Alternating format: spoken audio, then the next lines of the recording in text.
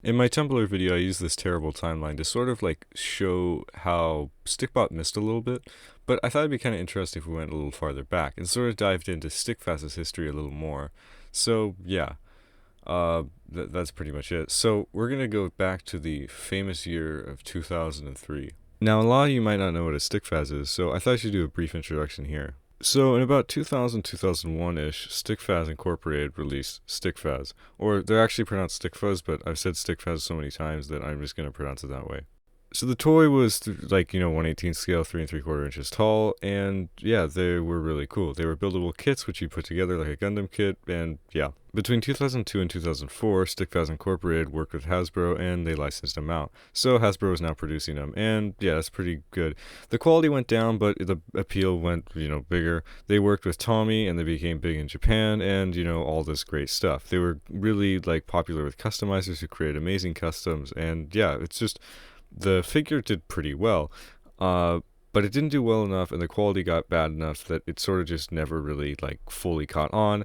And by 2008, they were still like they were going to produce this whole new series and almost reboot it in a way. However, the creator was arrested, and that's where I'm going to stop. I made a full video on them a little over a year ago, which I'd recommend checking out, but an updated version with more information will be released soon. So what does this all have to do with Stikbot, and what are Poze'ms? So if you couldn't tell already, Stikfas are extremely similar to Stikbots, and then there's Shakinis, and I won't dive into that in this video, but that will be the future video. Anyway, yeah, so they're very similar, and there's a remarkable amount of similarities, like the height being the same, the art accessories being designed a similar way around Lego, and I won't get into it, but there's a lot.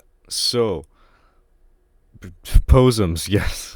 In 2003, Playmates, the company that made the original Teenage Mutant Ninja Turtle toys, somehow sort of like they made a knockoff of Stikfas called Poze'ms. So yeah, there's not much information on these guys, so bear with me. Poze'ms were made by Playmates or Playmind, and they seem to have been sold in big lots, and the latest I've heard them being sold was like 2007, maybe 2008, so they had a similar runtime to Stikfas. And their gimmick was that they were made of titanium, like they contained titanium in their chest and their feet. This made them quite stable, and with the screws in their arms and legs, holes like around the whole figure for customizability, which we'll get to later, 5 faces that came in the packs just like Stikfas, and the arms and legs having double jointed knees and elbows. This just seems like the perfect stop motion toy. Not very smooth audio transition aside, from what I've found, there aren't that many animations online of these guys. I've only found really 3, and one of them I don't think could really run by today, which is, to my knowledge, the first public Poze'm series. And yeah. Now, when you would open up one of these packs, along with the 5 faces and the actual figure, you would get one of these, which was a little pamphlet that sort of just showed off all the different ones you could get. There were a orange, yellow, blue, white, red, and green one. That was all for the Poze'm line. However, it actually expanded further. See, it wasn't actually Poze'ms that were the line. In reality, it was the Titanium line by Playmates. There were 6, debatably 7, lines comprised inside of this brand, so let's take a look at them. We've already talked about Poze'ms, which were basically the exact same as every other thing we'll see here. They were just sort of blank models. So next up was Street Slam. Each of these figures seem to be parodies of real basketball teams, but I don't really know any except for the Lakers, so we'll start off with Gold Rush. It seems like Gold Rush played on the Shakers. He came with a basketball and the exclusive hoop. Next up is Crazy Game, who came with, I think it was 1 basketball, but in this photo it has 2, so I don't know. And then there was Pork Chop, who came with a broken basketball net, I think. And finally, Mappa, for Mop the Floor, and I don't know if this guy came with 2 basketballs either. Just like many things with this line, I can't find much info about them, but you could get Gold Rush, Crazy Game, and Pork Chop in a 3-pack, I think. I think that this had the least amount of figures for the line, but it was pretty good, I'd say. One of my favorite parts about this, titanium brand is that every time there's, a new line, it'll have, sort of a gimmick to it. And I think for this one, it was actual clothing. The stuff is made out of cloth, which is really rare to see, especially at this time. If I were to rank this, I'd give it a 6. Alright, next up, Grind Tech. This is obviously done to capitalize on the popularity of tech decks, but let's see if they hold up. Starting off with Mike Dread. The main gimmick for this line were obviously the boards and the stuff to grind on. The boards seem to basically be the exact same as tech decks, probably a little cheaper, but remember those holes I mentioned that Stikfas also have? Well, I think that they're utilized pretty well here, with the boards actually having like little pegs that you can stick into the holes so they can like carry it on their back and stuff. I think that this is really well done, and I would have loved to see tech deck do this at some point, but yeah, I really like it. Also, these all come with the parts of the skate park, so you can still use it as tech deck. It's amazing. Next up is Angry Nate, who has a cool staircase and a removable mask, which I really like. A lot of these designs have that really edgy 2000s vibe, which is just, it's very entertaining. Next up is this guy whose name I can't pronounce, but I think that like he has the best outfit, but overall like the stuff that it comes with isn't very good and probably is the worst of this line. And finally, Goose138, who may be the rarest of these. Overall, pretty good variety in this line. He looks like a Roblox character and Minecraft Steve combined.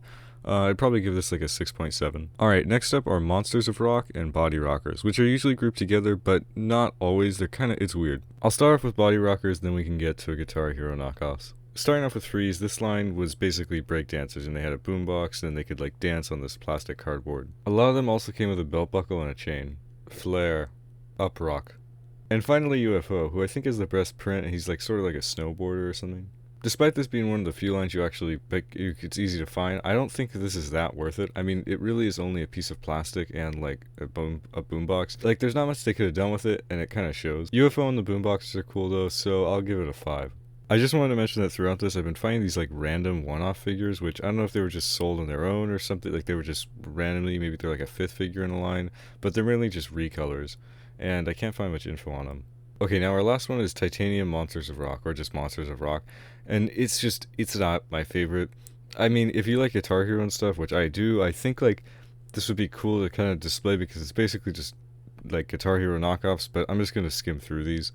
The vocalist is Brooklyn Von Doom, and he's also on lead guitarist. Franklin Frankenstein is on drums, Skinny is on bass, and DJ Wolfgang Bones puts the sounds together. This is not my favorite. They're kind of 4. I like the stuff that they're playing more than the actual figures, which I think is an issue. Now to me it seems like these guys have been going on a slow decline, so can they rescue it with their final line?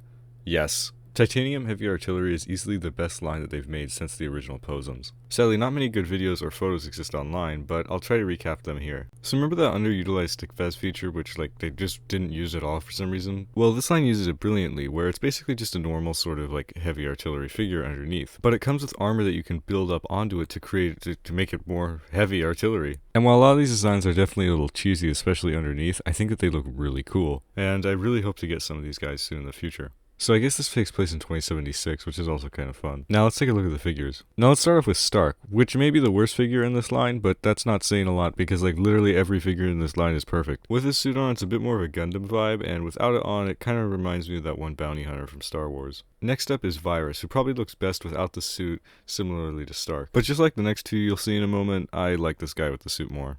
Next up is the best and most edgy figure, Scar. Without the helmet and stuff, he has a pretty goofy face print, but with it on, it looks really cool, and could easily fit into like Off the Grid or something. And finally, Merch. I was expecting Merc, but this is kind of funny. Merch looks horrible without any gear on, in my opinion, but once you put some more gear on, it looks pretty good. I never stayed my original score for the original Poze'ms, but those are a 9, and I'm going to tie these with a 9 as well, because their final modes are just so awesome. They're extremely edgy, but very entertaining.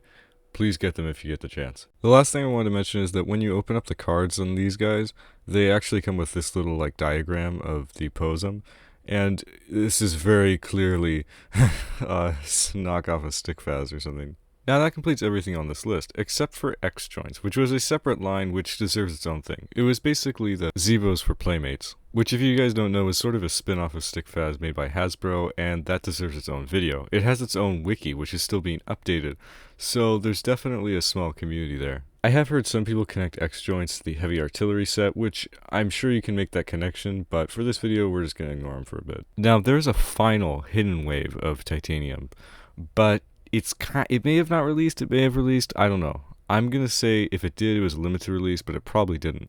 Now, something that's really cool is we actually know the creator of the original Poze'm body, which is Nathan Tabor. Funnily enough, he actually is in Portland, Oregon, so there's, again, another Stikbot connection. But if you go on his website, there's actually a section for Poze'ms.